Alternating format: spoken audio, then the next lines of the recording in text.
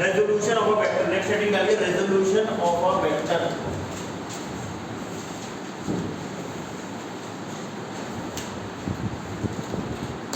Resolution complete हो जाएगा तो स्केलर प्रोडक्ट पे आएंगे, फिर क्रॉस प्रोडक्ट पे आएंगे, खत्म करेंगे। फिर आप वीडियो ले लेना, वो वीडियो से पूरा मैथमेटिकल टूल हो। हाँ जल्दी से आओ।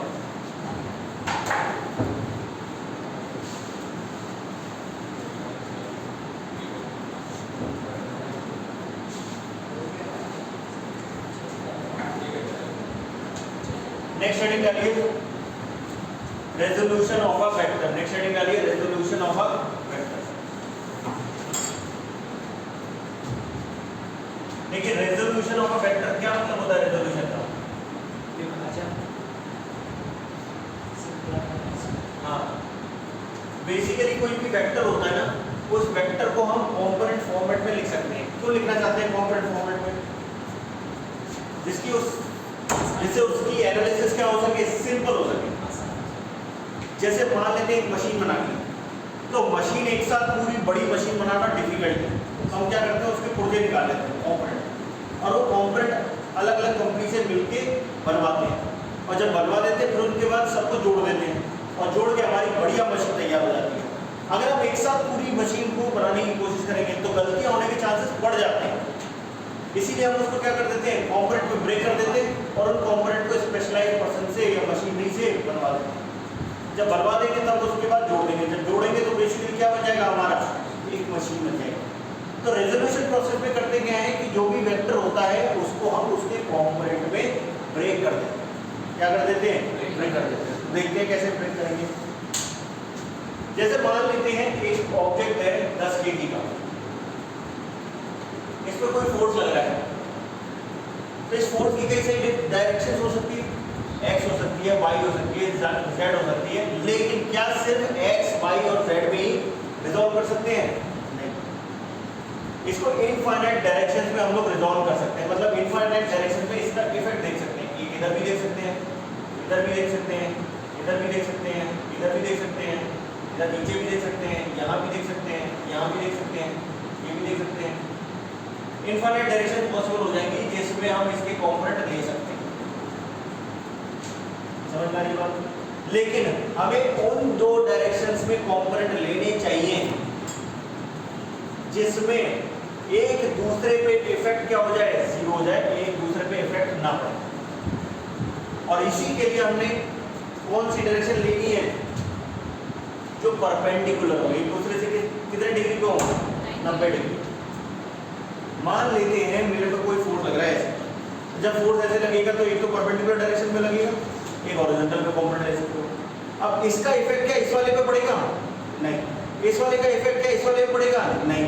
तो एक का इफेक्ट अगर दूसरे पे नहीं पड़ेगा तो इस वाली ये वर्टिकल वाली एनालिसिस एक साइड कर लो, हॉरिजॉन्टल वाली एक साइड कर लो, और फिर उसके बाद दोनों को जोड़ दो।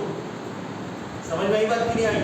तो इसमें हम लोग क्या करते हैं, जो गिवन वेक्टर होता है उसको अपने कॉम्पोनेंट्स में ब्रेक कर देते हैं, और ऐसी दो डायरेक्शंस में कॉम्पोनेंट लेने की कोशिश करते हैं जो एक दूसरे से कितना एंगल बनाए, 90 डिग्री। क्यों? क्योंकि एक का इफेक्ट दूसरे पे नहीं आता, दूसरे का इफेक्ट पहले पे नहीं आता। समझ में आई बात? तो इसके लिए यहाँ पे देखिए, जैसे मान लेते हैं ये फोर्स है, तो इसको हम रिजॉल्व न केवल इधर x और इधर y में कर सकते हैं, ये y वाला हो गया, बल्कि और कौन सी डायरेक्शन में कर सकते हैं? देखो ऐसे भी कर सकता था मैं, ऐसे भी कर सकता था। समझ में आई बात कि नहीं आई? तब भी क्या हो गया, 90 डिग्री बन रहा है। इधर भी कितना बन रहा है, 90 डिग्री। बात समझ में आई? किन्हीं दो परपेंडिकुलर डायरेक्शंस में हमें कॉम्पोनेंट लेने चाहिए। क्यों? क्योंकि एक का इफेक्ट दूसरे पे नहीं आएगा, दूसरे का इफेक्ट पहले पे नहीं आएगा। तो या तो आप एक समय पे x और y में कर दो, या एक समय पे x डैश और y डैश में कर दो, या आपको ये भी नहीं समझ में आए तो किसी और में कर दो। मान लेते हैं इधर कर दिया आपने, मैं कर देता हूँ ऐसे, एक ऐसे कर दिया, एक ऐसे कर दिया। समझ में आई बात? इधर भी कॉम्पोनेंट ले सकते हैं।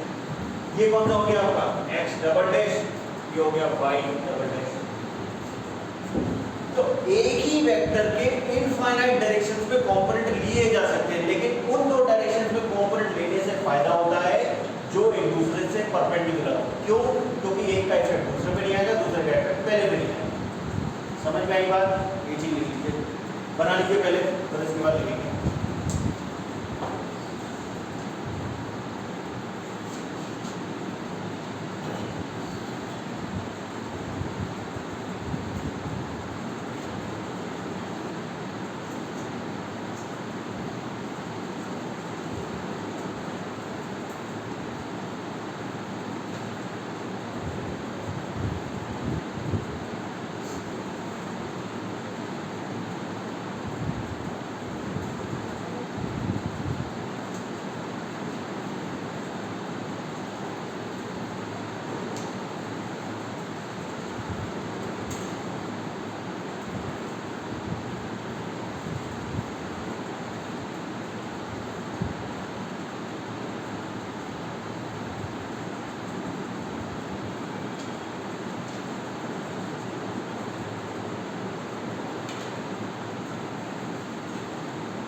इसलिए आपने ये बनाए दोनों, हाँ ये बना लीजिए, ये अच्छे डायग्राम है। इसमें एक पॉइंट लिखिएगा, ये बना लिया? बोलो, इसमें लिखिए a vector can be resolve, a vector can be resolve, a vector can be resolve, can be resolve into infinite directions, into infinite directions, into infinite directions, but its components are taken in those two, but its components are taken in those two directions which are perpendicular to each other, which are perpendicular to each other, perpendicular to each other, so that the effect in one direction, effect in one direction, so that the effect in one direction is not seen in the other direction, is not seen in the other direction. Such type of components, such type of components, such type of components are known as, क्या बोलते हैं? Resolution तो है ही, resolution तो infinite direction में है, लेकिन केवल उन दो डायरेक्शंस में अगर हम कंपोनेंट ले रहे हैं जो डायरेक्शंस जो है एक दूसरे के परपेंडिकुलर है, तो ऐसी दो डायरेक्शंस में जब कंपोनेंट लिए जाते हैं तो उन कंपोनेंट्स को क्या बोलते हैं? रेक्टेंगुलर कंपोनेंट्स और ऑर्थोगोनल कंपोनेंट्स, रेक्टेंगुलर कंपोनेंट्स और ऑर्थोगोनल कंपोनेंट्स, ऑर्थोगोनल कंपोनेंट्स। समझ में आई बात? तो किसी भी वेक्टर के इनफाइनाइट डायरेक्शंस में कंपोनेंट लिए जा सकते हैं, लेकिन उन दो डायरेक्शंस में कंपोनेंट लेने चाहिए जिन दो डायरेक्शंस में एक दूसरे पे इफेक्ट कितना हो, नल हो, कुछ भी। एक में जो आपने इफेक्ट निकाला है वो दूसरे को इफेक्ट ना करे, दूसरे वाला पहले को इफेक्ट। समझ में आ गई बात? क्लियर है? आगे बढ़े, नेक्स्ट हेडिंग डालेगा rectangular components in two dimension.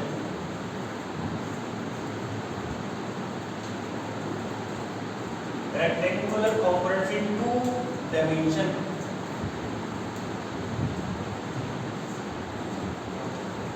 rectangular components in two dimension।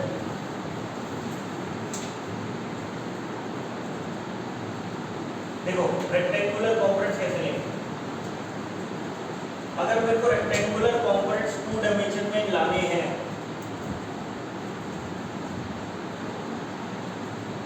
तो बेसिकली यहाँ पे दो एक्सेस आपको पता होनी चाहिए। कौन कौन सी? डायरेक्शन कौन सी हो गई, y। मान लेते हैं हमारे पास एक वेक्टर है ये वाला, मैं मान लेता हूं ये वेक्टर है आपका ए वेक्टर, इसका मैग्नीट्यूड कितना होगा, ए होगा। समझ में आई बात? इसका एंगल मान लेते हैं, एंगल कितना है, थीटा।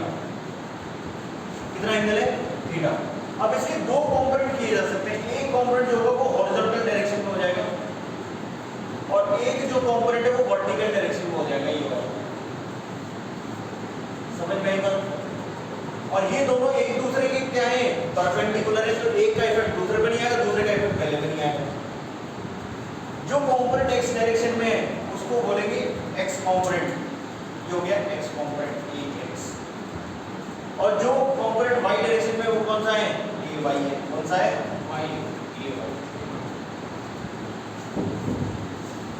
अब मुझे यहाँ पे कौन सा लॉ पता है, triangles law of vector addition. तो मैं क्या लिख सकता हूँ, एक्स डायरेक्शन में यूनिट वेक्टर कौन सा जाता है, आई कैप, वाई डायरेक्शन में कौन सा जाता है, जे कैप। तो मेरे को पता है कि अगर मैं इस डायरेक्शन में एक वेक्टर लिखता हूँ तो वो वेक्टर कैसे लिखूंगा, ये हो जाएगा ए एक्स आई कैप। क्या हो जाएगा, ए एक्स आई कैप। तो मैं ए वेक्टर को अगर लिखना चाहता हूँ तो मैं लिख सकता हूँ ए एक्स आई कैप प्लस कितना लिख सकता हूँ, ए वाई जे कैप। बात समझ आया? अगर मैं ये पूछूं आपसे कि इसका मैग्नीट्यूड कितना होगा तो मैग्नीट्यूड कैसे निकालेंगे, ए वेक्टर का मैग्नीट्यूड कितना हो जाएगा, इसकी लेंथ हो जाएगी। लेंथ कैसे निकालेंगे, इसकी लेंथ ए एक्स, इसकी लेंथ ए वाई, तो कितना हो जाएगा ये under root of A X square plus A Y square. फिर से पूछा जाए कि tan थीटा कितना है, tan थीटा कैसे निकाल सकते हैं, tan थीटा क्या होता है, परपेंडिकुलर अपॉन बेस। परपेंडिकुलर कितना है, ए वाई, बेस कितना है, ए एक्स, तो कितना हो जाएगा ये ए वाई अपॉन ए एक्स। कोई दिक्कत, tan थीटा, tan थीटा कितना आ गया, ए वाई बाई ए एक्स। कोई दिक्कत? कई बार आपसे कहता है एक्स डायरेक्शन में कंपोनेंट बताइए, तो एक्स डायरेक्शन में कंपोनेंट बताने का क्या मतलब है, ए एक्स वैल्यू निकालनी, केवल मैग्नीट्यूड निकालनी। मतलब ये ए एक्स क्या बता रहा है, ए एक्स बता रहा है component in X direction, component in X direction. A Y क्या बता रहा है, component in Y direction, component in Y direction. समझ गए? तो सिंपल है, कोई दिक्कत तो है नहीं, clear? Component in Y direction. चलिए जरा एक क्वेश्चन दे रहा हूं, क्वेश्चन करके दिखाइए।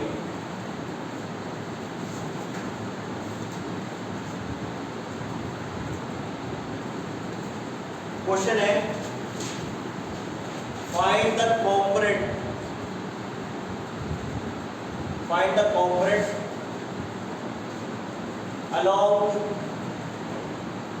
x and y direction, x and y direction, component along x and y direction। पहला एक वेक्टर देख लेते हैं, ये हो गया आपका एक वेक्टर है, मैं ऐसे बना देता हूँ, ये हो गया 135 डिग्री बनाइए, और ये 5 यूनिट्स का है, ये हो गई y डायरेक्शन, ये हो गई x डायरेक्शन,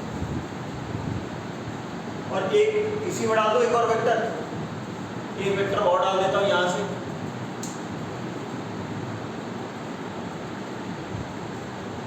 ये 6 यूनिट्स का है, ये 60 डिग्री। दोनों का रिजल्टेंट बताइए, ए वेक्टर है, ये वाला ए वेक्टर है, ये वाला कौन सा है, बी वेक्टर है। Resultant of A and B, resultant of A vector and B vector बताना है।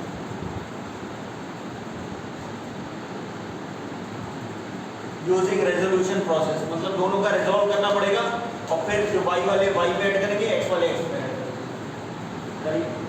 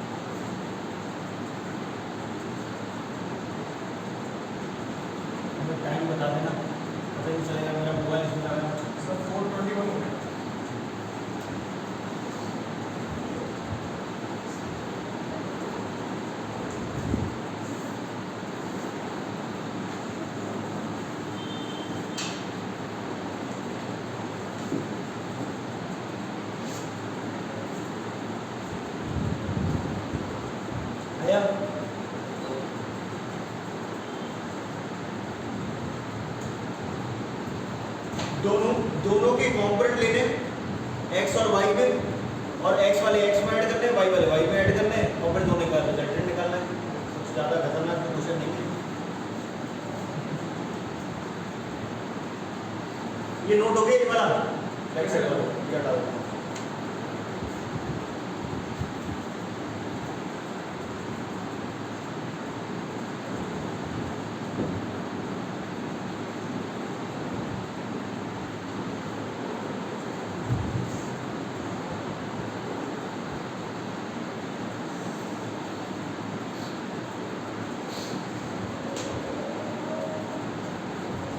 करें, देखो इसको अलग अलग देखो आप, एक बार में नहीं समझ में आ रहा, अलग अलग देखो। अगर मैं यहाँ पे एक वेक्टर बनाता हूँ, ये हो गया आपका, इधर ये x है, इधर क्या है y, कोई दिक्कत?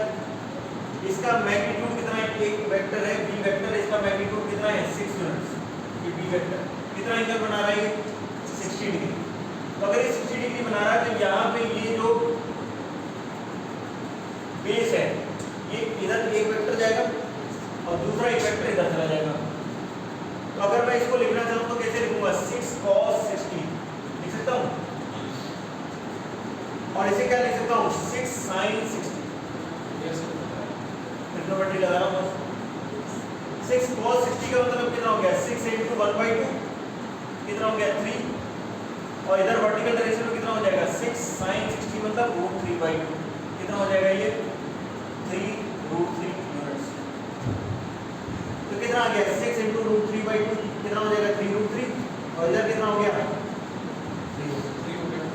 अब इस वेक्टर को b वेक्टर को मैं क्या लिख सकता हूँ? b वेक्टर को मैं लिख सकता हूँ ax i cap plus ay j cap.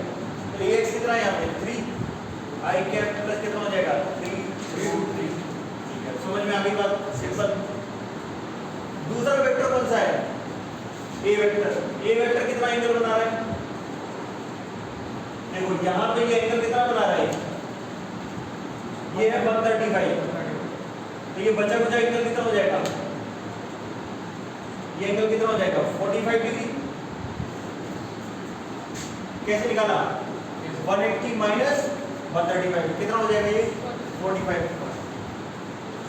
तो अगर मैं यहाँ पे देखूं तो ये कितने यूनिट्स का है? 5 का। तो इधर जो बेस आएगा वो कितना आएगा?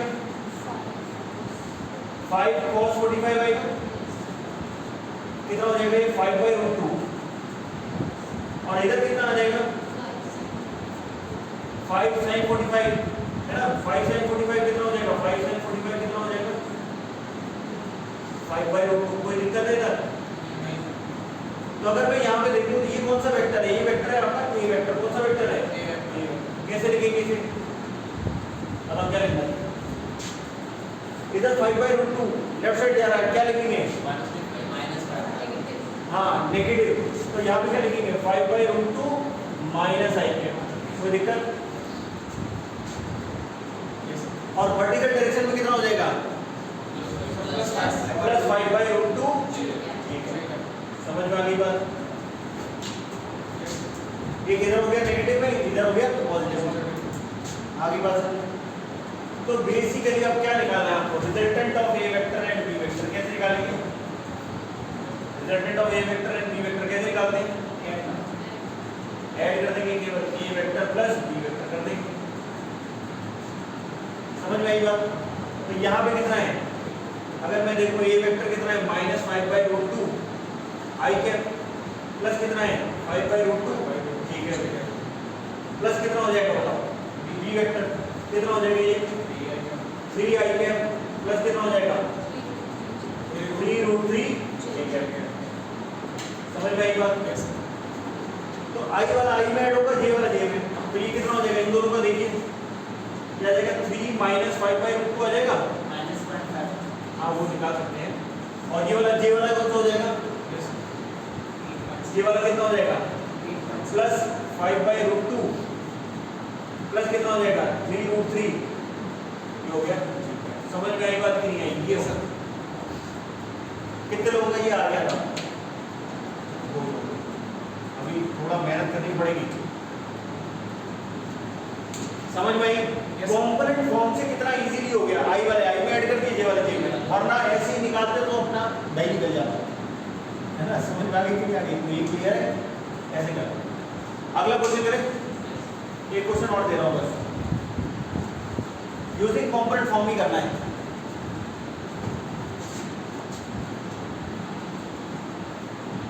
एक वेक्टर है यहाँ पे 4 यूनिट्स का, ये 60 डिग्री बना है। एक वेक्टर नीचे जा रहा है, ये 3 यूनिट्स का है, और एक जो है वो 2 यूनिट्स का है। 2 यूनिट नहीं, इसको मैं ले लेता हूँ 6 यूनिट्स का। ये कितना है? ये भी 60 डिग्री करो, या 3 वेक्टर डाल दिए, करिएगा। ये तो समझ में आएगा होगा, ये कौन सा है? पॉजिटिव एक्स एक्सिस, ये वाला कौन सा है? Positive Y.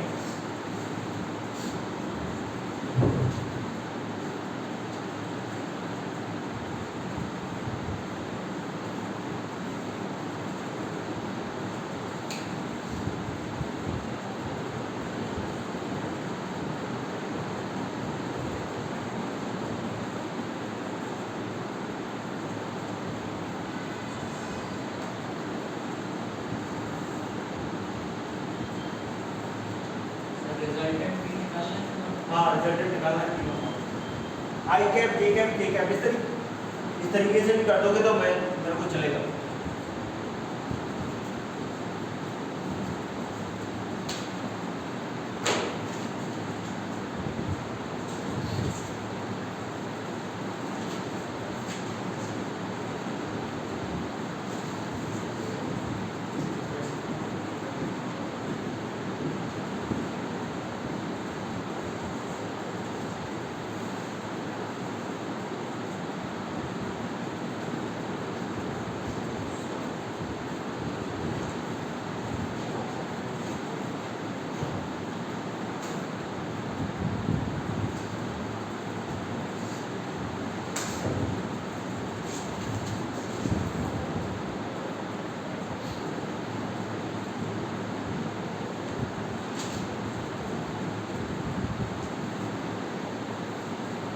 करिए जरा, हर एक वेक्टर को उसके कॉम्पोनेंट लिखते चले जाते हैं। तो मैं मान लेता हूँ ये है मेरा ए वेक्टर, ये है मेरा बी वेक्टर, और ये वाला कौन सा है? तो अगर मैं यहाँ पे बनाऊँ, ये हटा दूँ? यस, चलो करो जल्दी। यस, हो गया? कितना आ रहा है?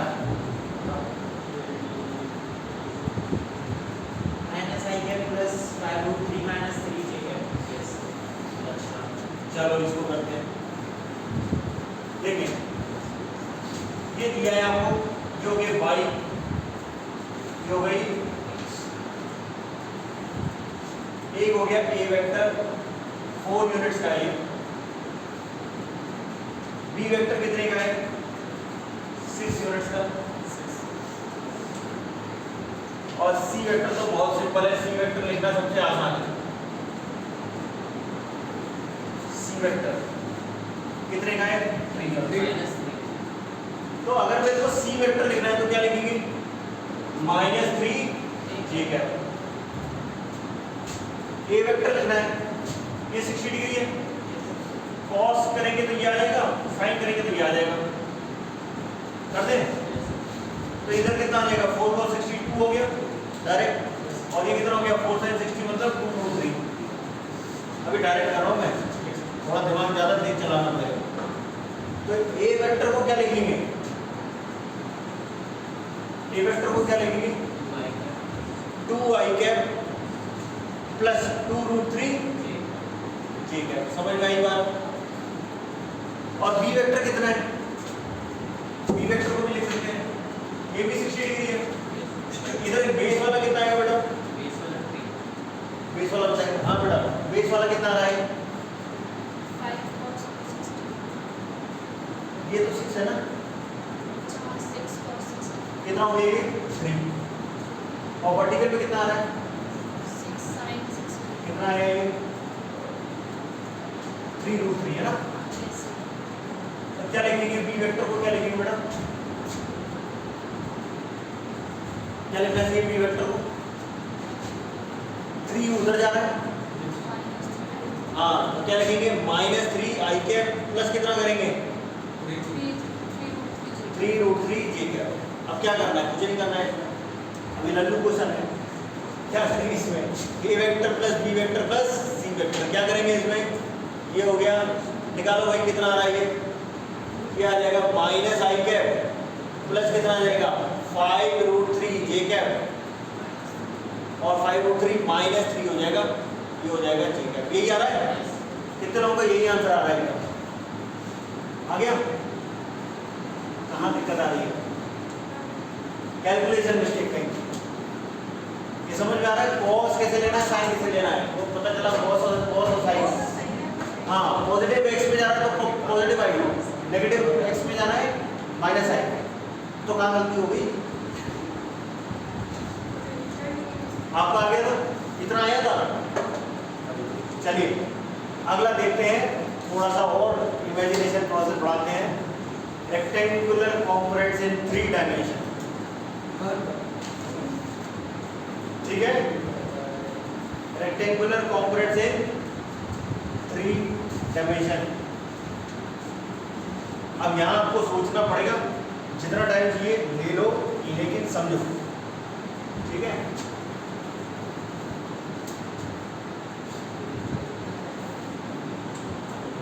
और पहले समझ लो पूरा, फिर उसके बाद लिखना।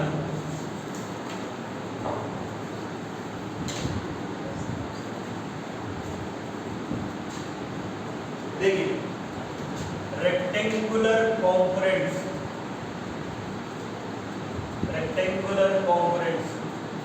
इन 3 डायमेंशन, क्या है ये, देखिए अगर मैं यहां पर ध्यान से देखूं, ये हो गई एक्स एक्सिस, ये वाली कौन सी एक्सिस हो गई वाई एक्सिस, और ये वाली कौन सी हो गई जेड एक्सिस। अब यहां ध्यान से सुनिए, मैंने एक वेक्टर बनाना है, लेकिन वो वेक्टर बनेगा 3D में, किधर बनेगा 3D में,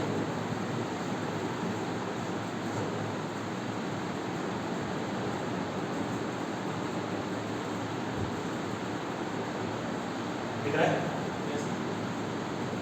अब यहां पे जो भी वेक्टर रिप्रेजेंट होगा, ये वेक्टर हो जाएगा इस तरीके से represent, body diagonal, this is the body diagonal of this cuboid. यहां से इस वाले पॉइंट से सामने वाली जो इसके अपोजिट पॉइंट है, वहां तक क्या जाएगी बॉडी डायगोनल जाएगी, वो बॉडी डायगोनल के अलावा क्या मिलेगा वेक्टर मिल जाएगा। इस वेक्टर के मान लेते हैं ये वेक्टर है आपका ax, ay, az, तो x डायरेक्शन में कितना कंपोनेंट आएगा, x डायरेक्शन में आएगा आपका ax, कितना आएगा ax, y डायरेक्शन में कितना आएगा ay, समझ में आई बात, ये कितना हो गया ay, और z डायरेक्शन में कितना आएगा az, समझ में आ गई बात, ax ay az। अब कई लोगों को समझ में नहीं आता ये बॉडी डायगोनल क्यों बनी है, अब थोड़ा समझते हैं। अगर किसी वेक्टर को लिखा जाए तो वो वेक्टर कैसे लिखा जा सकता है कंपोनेंट फॉर्मेट में 3D में, ये वेक्टर लिखा जाएगा ax i cap plus ay j cap plus क्या होना चाहिए az k कैप। इसको समझाने के लिए देखो मैं कैसे सिंपल तरीके से बता रहा हूं, ध्यान से देखो। अगर मैंने लिखा ax i cap plus az k cap, तो उसमें मैं ay j कैप ऐड कर सकता हूं, चलेगा, कर सकता हूं ना। अब इधर देखो ध्यान से, अगर मैं ax i कैप ले रहा हूं तो ये वाला वेक्टर है, ये दिख रहा है ये वाला, और ये है az, इन दोनों को पहले ऐड करूंगा। जब ऐड करते दो वेक्टर ऐसे होते हैं, तो ये पॉइंट टू पॉइंट जॉइन है, टेल टू टेल जॉइन है, कौन सा लॉ लगेगा, पैरेललोग्राम लॉ या ट्रायंगल्स लॉ, तो बॉडी इसकी जो डायगोनल होगी वो क्या बताएगी, दोनों का रिजल्टेंट। तो यहाँ पे जो रिजल्टेंट होगा वो कौन सा हो जाएगा, यहाँ से जाएगा यहाँ पे जाएगा, समझ में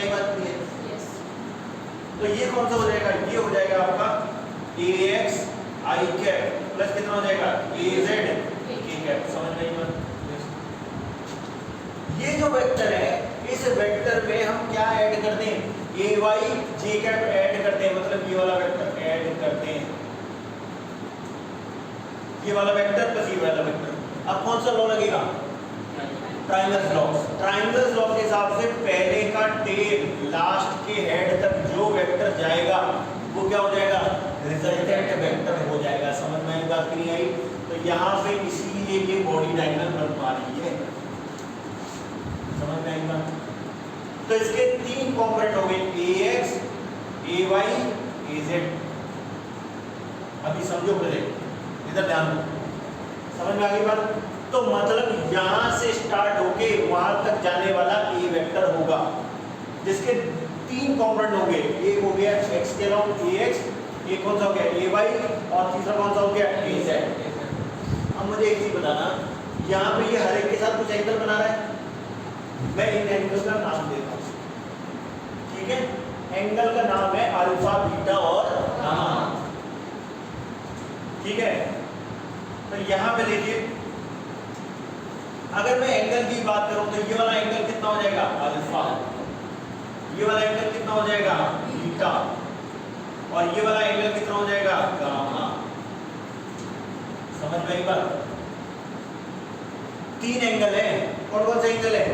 एक हो गया अल्फा, अल्फा किसके साथ, एक्स के साथ, ऐसे याद रखो, अल्फा किसके साथ, एक्स के साथ, वाई के साथ कौन सा बीटा, और जेड के साथ गामा। तीन एंगल हो गए। इन एंगल को बोला जाता है डायरेक्शन एंगल्स। क्या बोलते हैं, direction angles. Alpha beta gamma ये क्या है, डायरेक्शन एंगल्स।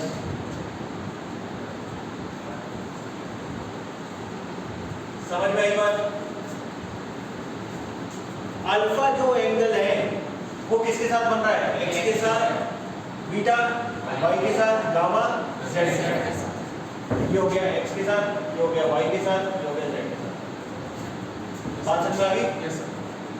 अब इनका मैं कोसाइन ले लूं, कोसाइन मतलब cos ले लूं, तो मेरे को क्या मिलेगा, डायरेक्शन कोसाइंस मिलेंगे। क्या मिलेंगे, डायरेक्शन कोसाइन। तो यहाँ पे मैं क्या करूँगा, cos अल्फा, cos बीटा और cos गामा, ये क्या होते हैं, ये है डायरेक्शन कोसाइंस। क्या है ये, डायरेक्शन कोसाइन। ये क्या है, डायरेक्शन कोसाइन। अब ये डायरेक्शन कोसाइन का मीनिंग क्या है, मतलब डायरेक्शन कोसाइन क्यों ले रहे हो, साइन क्यों नहीं ले रहे हो, ये समझते हैं। अच्छा क्वेश्चन। अगर हमारे पास ये वेक्टर है, इसका अगर मैं इस डायरेक्शन में कॉम्पोनेंट लेना चाहता हूँ, ये वेक्टर है और ये एंगल आपको पता है कितना एंगल है, इसका एंगल कितना है, यहाँ पे बीटा एंगल है ना, तो ये इसका क्या है, बेस हो सकता है। ट्रायंगल बनाएंगे तो बेस होगा, और बेस कैसे निकालते हैं, कॉस से निकालते हैं, ना कि साइन से निकालते हैं। इसीलिए डायरेक्शन कोसाइन की रिक्वायरमेंट होती है, साइन की रिक्वायरमेंट नहीं। तो बेसिकली अगर मैं देखना चाहूँ तो ax कितना लिखा जाएगा, a cos अल्फा। समझ में आई बात? क्यों? क्योंकि यहाँ पे आप ऐसे समझो कि ये कुछ ऐसे वेक्टर है, ये कितना एंगल बना रहा है, बीटा। अगर मेरे को यहाँ पे करना है ay निकालना है, तो ay के लिए a cos बीटा करना पड़ेगा, क्योंकि ये वाला वेक्टर इस प्लेन में नहीं है, ये बाहर है। तो इसका जब cos लेंगे तभी अपना बेस आएगा, साइन से कुछ नहीं आने वाला। समझ में आई बात? तो यहाँ पे ax कितना हो जाएगा, a cos अल्फा। तो यहाँ से अगर मैं देखूँ cos अल्फा कितना आ जाएगा, cos अल्फा आ जाएगा ax by a। बात समझ में आई? यस। cos बीटा कितना आ जाएगा, अभी निकालते हैं, ay कितना हो जाएगा, a cos बीटा। तो cos बीटा कितना आ जाएगा बताओ, ay अपॉन a। समझ में आई बात? और cos गामा कितना आ जाएगा बताओ, तो az कितना है, a cos गामा कितना आ जाएगा, cos gamma is equal to कितना हो जाएगा, az अपॉन a। समझ में आई बात की नहीं आई? कितनी बात क्लियर है? अच्छा A Z A X A Y ये सारे जो मैंने निकाले हैं ये मैग्नीट्यूड है कि वेक्टर है? ये तो कंपोनेंट है आई के मतलब। हाँ तो मैग्नीट्यूड है ये केवल लेंथ है लेंथ। तो मतलब ये क्या है, जैसे ये ए एक्स है ये ए वाई है ये ए जेड कांस्टेंट टर्म है। कांस्टेंट टर्म है। और ए क्या है, ए भी मैग्नीट्यूड है किसका, ए वेक्टर का। तो अगर मैं आपसे पूछूं कि मुझे बताइए cos square alpha plus cos square beta plus cos square gamma कितना होना चाहिए, निकालो। 1 होना चाहिए। कैसे? इन्हीं को ऐड कर दो सर। हाँ इनको देखिए आपको पता है since a square equal to कितना हो जाएगा, ax square plus ay square plus कितना हो गया az स्क्वायर। ये होता है ax कितना है, a cos अल्फा क्या है, a cos अल्फा तो a square cos square alpha. ay कितना हो गया, a square cos square beta plus कितना हो जाएगा a square cos square gamma हो गया a स्क्वायर। आया? Yes sir. बढ़िया। अब a स्क्वायर हटा देते हैं, कितना बनेगा 1 is equal to cos square alpha plus cos square beta plus क्या हो जाएगा cos स्क्वायर गामा। क्या गया? मैं आपसे पूछूं sin square alpha plus sin square beta plus sin square gamma कितना होना चाहिए, अब निकालो। सब चीज तो फटाफट बताने की पड़ती है, बताओ जरा। sin square alpha plus sin square beta plus sin square gamma, इसको पूरे को नोट करिए। Then sin square alpha plus sin square beta.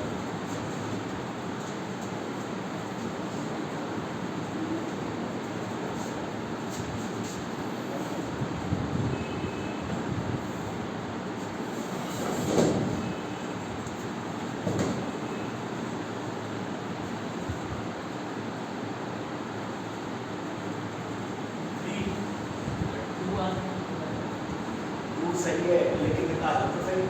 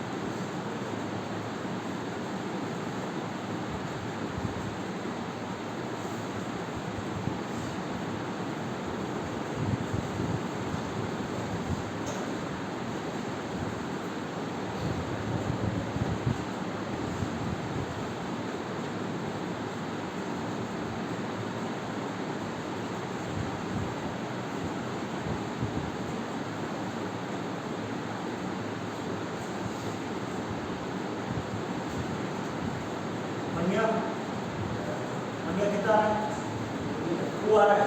चलिए करें क्या, सभी ने नोट कर लिया?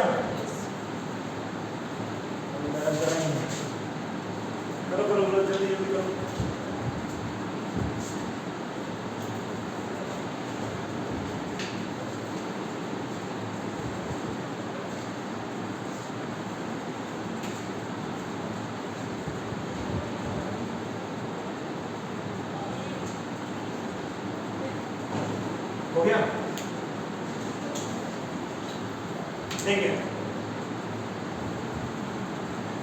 ये तो आपको समझ में आ गया कि cos square alpha plus cos square beta plus cos square gamma कितना होता है 1 होता है। अब sin स्क्वायर अल्फा के लिए क्या करना चाहिए? हाँ, यहाँ पे हमको पता है cos square alpha plus cos square beta plus cos square gamma कितना है 1 है। तो हमको पता है यहाँ पे 1 minus sin square alpha plus 1 minus sin square beta plus कितना हो जाएगा 1 minus sin square gamma equal to कितना हो जाएगा 1 1 1 कैंसिल हो जाएगा। कितना हो गया यहाँ से ये कितना हो गया 2 minus sin square alpha plus sin square beta plus sin square gamma कितना हो जाएगा 0। तो ये sin square alpha plus sin square beta plus sin square gamma कितना हो जाएगा 2 हो जाएगा। समझ में आ गई बात? ठीक है, बढ़िया। अब जरा एक क्वेश्चन और करके दिखाओ। क्वेश्चन दिया था आपने पे, ये डाउट भी पूछ रहे थे तुम लोग, तो मैं क्वेश्चन ही लिख देता हूँ। What vector must be added? देखिए, what vector must be added? What vector must be added to the two vectors? To the two vectors. To the two vectors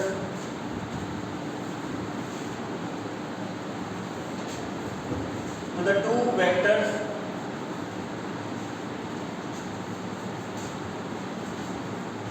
to the two vectors I cap minus 2j cap plus 2k cap I cap minus 2k cap plus 2k cap and 2I cap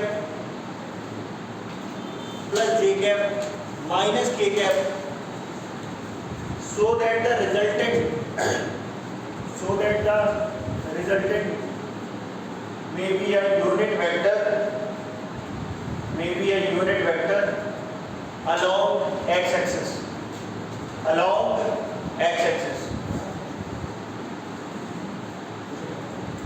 करिए।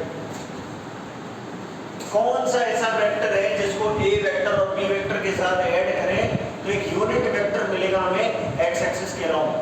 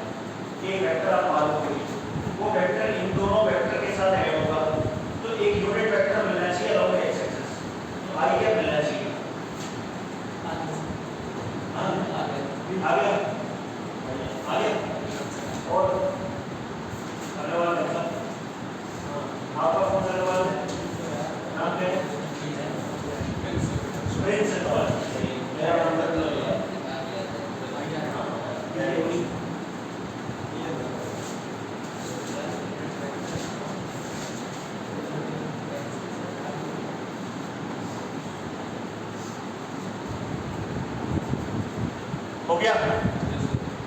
पक्का? बताओ भाई क्या answer है?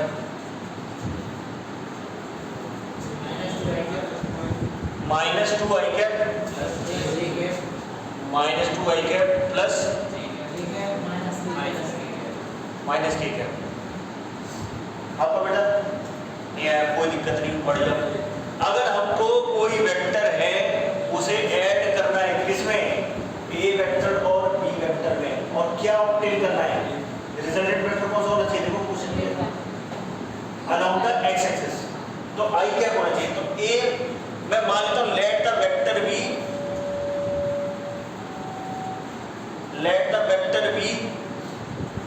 ax i cap plus ay j cap plus az k cap. ठीक है। इस vector में क्या ऐड करना है?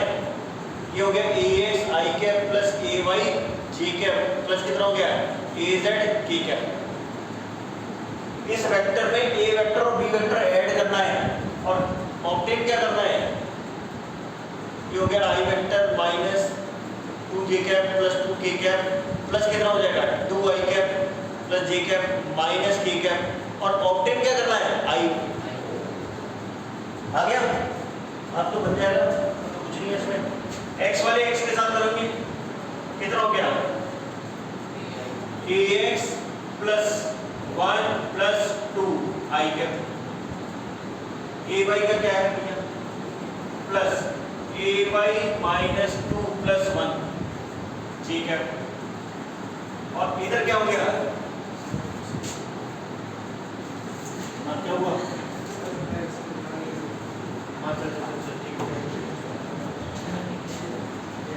ay minus 2 plus 1 j cap plus कितना हो जाएगा? इधर देखिए az प्लस 2 minus 1 k cap equal to कितना हो गया 1 into i कैप। आ गया? Yes sir. बस ax प्लस कितना हो गया 3 i cap plus ay minus 1 j cap plus az plus 1 k cap equal to 1 i cap. इसको कंपेयर करो, इसको कंपेयर करो।